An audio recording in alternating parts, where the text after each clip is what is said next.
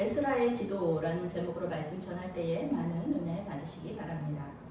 에스라는 2차 포로 귀환을 인도한 지도자로서요. 귀환한 이스라엘 백성들에게 말씀을 가르치고 그들이 하나님을 잘 믿을 수 있도록 도와주었던 그런 사람입니다.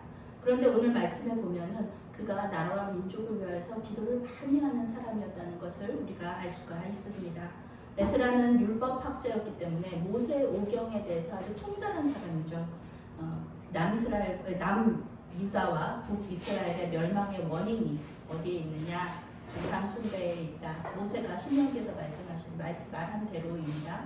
우상 숭배 때문이라고 결론을 지었습니다. 그리고 그 우상 숭배의 근본적인 원인이 또 뭐냐? 여호수아 시대부터 시작된 이방인들과의 결혼, 그것 때문이었다.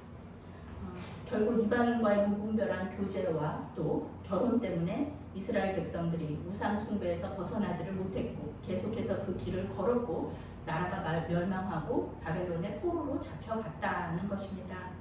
아무리 페르시아 바사 정책이 제국의 정책이 우호적이었고 또 에스라, 느헤미야 또는 다니엘처럼 제국의 사랑을 받았던 왕들의 사랑을 받았던 사람들이 많이 있었다고는 해도 우리나라가 망해서 다른 나라에 많은 백성들이 포로로 끌려갔다.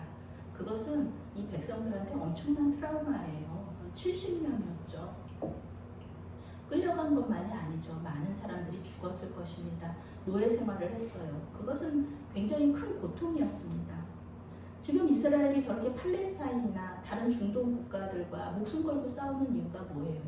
다시는 그런 일을 겪지 않겠다는 그런 그들의 결단이면서 간절한 소망이잖아요. 다시는 나라가 멸망하는 일이 없게 하겠다. 다시는 백성들이 전 세계로 흩어지는 일이 없게 하겠다. 그러는 결심으로 지금 저 지경이 되도록 싸우고 있는 거 아니겠습니까?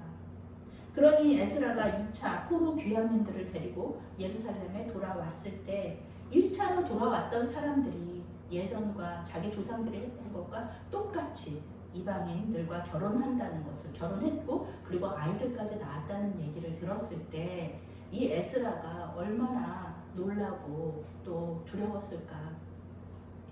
기가 막혔다. 성경은 이렇게 말하고 있어요. 기가 막혔다. 기가 막히다는 말은 원어적인 의미로는 고온 건조한 곳이에요. 이 땅이 황폐해가지고 고온 건조해서 풀과 나무가 아무것도 없는 상태. 이것을 기가 막히다라는 것과 같은 그 어원을 가지고 있는 거예요. 하나님께 버림받은 사람들, 그들이 겪는 공포와 충격의 상태를 뜻하기도 합니다. 우리가 오해하지 말아야 될 한 가지가 있어요. 하나님께서는 이방인 전체와의 결혼을 반대하신 것은 아니다라는 것입니다. 예수님의 족보에도 룻이나 라합과 같은 이방 여자들이 들어가 있잖아요. 그들의 이름이 올라가 있습니다.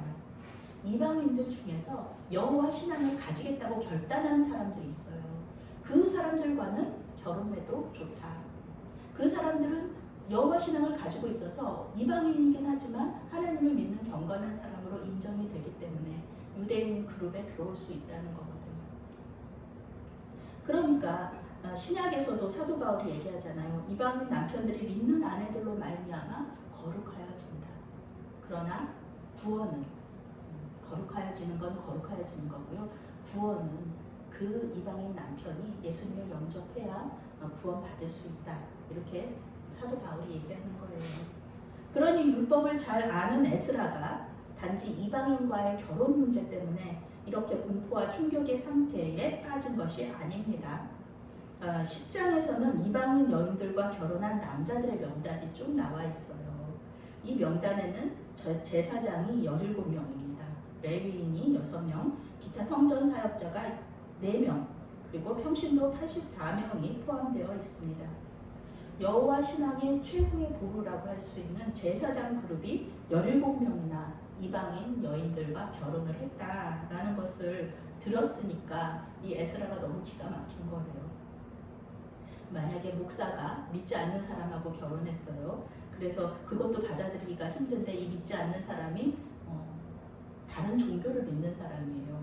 힌두교나 불교인과 결혼해서 목사는 열심히 기독교 신앙을 가지고 목사로서의 사역을 하고 이 배우자는 또 그 자기들 나름의 그 믿는 종교 안에서 예배한다고 한다면은 참 덕이 되지 않을 것입니다.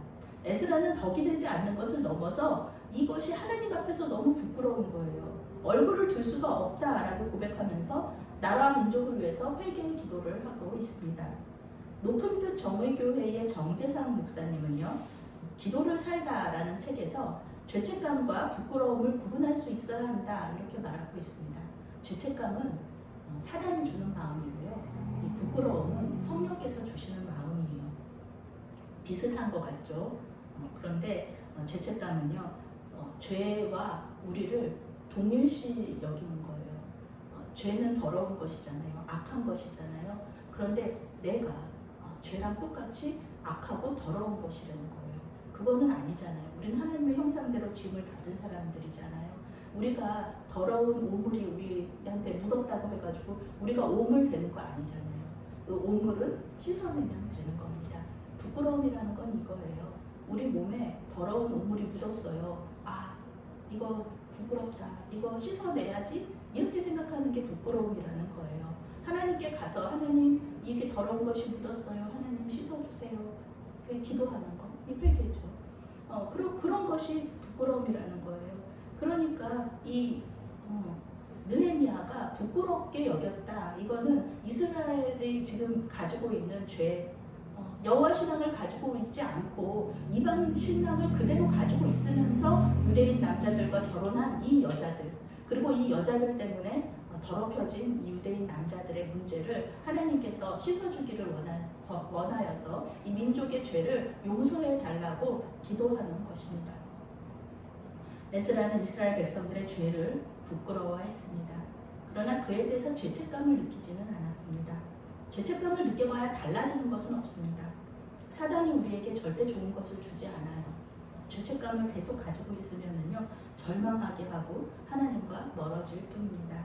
그런데 부끄러움은 죄를 씻어내고 그 죄의 결과를 하나님, 이거 정말 이 죄의 결과가 이렇게 나왔습니다. 주님 이거 해결해 주세요. 주님께서 이 문제 해결해 주셔야 됩니다. 주님께서 이 감당해 주셔야 됩니다. 그렇게 기도하면서 주님의 뜻을 구하는 거죠.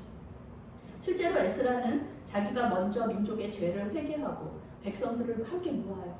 그리고 회개 기도해요. 그리고 백성들한테 이걸 어떻게 했으면 좋겠느냐 서로 물어보면서 이 이방인 여호와 신앙 갖지 않기로 한 이 이방인 여인들과 그 자손들을 내보내자, 공동체 안에서 내보내자, 그런 결론을 얻습니다. 그리고 실제로 그렇게 합니다.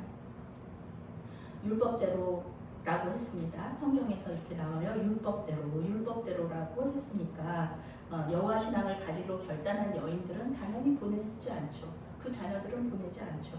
그런데 그렇지 않은 자기들은 이혼을 할지언정 여호와 신앙을 가질 수는 없다라고 이야기하는 이방 신앙을 가진 그 아내와 자식들은 떠나게 되는 것입니다. 이렇게 이스라엘 민족은 다시 하나님 앞에서 깨끗한 공동체로 살아나게 됩니다.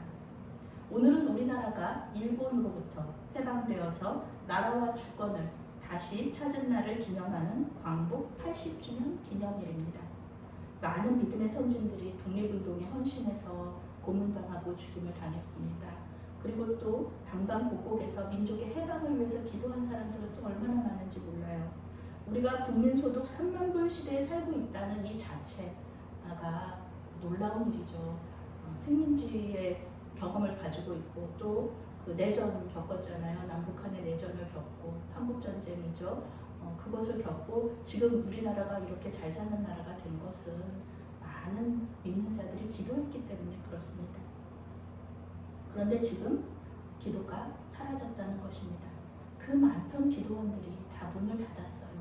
왜냐하면 기도하는 사람들이 없다 보니까 이렇게 그 교회가 기도원을 운영할 그런 수지타산이 맞지 않으니까 이게 돈만 많이 들어가고 실제로 거기 가는 사람들이 이용하는 사람들이 없으니까 점점 문을 닫게 되는 이런 어려운 일이 일어나고 있는 것입니다. 이것은 모두 영혼의 잘됨보다는 돈과 성공을 추구했던 또 우리 믿는 자들의 교만, 어리석음의 결과이기도 합니다. 이제는 에스라처럼 주님께 회개하고 나라와 민족을 위하여서 기도해야 하는 때입니다. 주님만이 이 상황을 해결할 수 있는 지혜와 용기를 주신다는 것입니다. 이것을 믿고 주님께 모든 것을 맡겨드리면서 기도로 맡겨드리면서 해결책을 주시면 믿음으로 행동하시는 저와 여러분들이 되시기를 바라겠습니다. 아멘. 사랑하는 하나님, 어느 순간부터 우리가 영혼의 잘됨보다 돈과 명예와 성공을 추구하는 민족이 되어버렸습니다. 교회도 다를 바가 없어졌습니다. 주님, 한국교회와 우리나라를 불쌍히 여겨 주시옵소서. 갈 길을 밝히 보여주시옵소서. 예수님의 이름으로 기도했습니다. 아멘.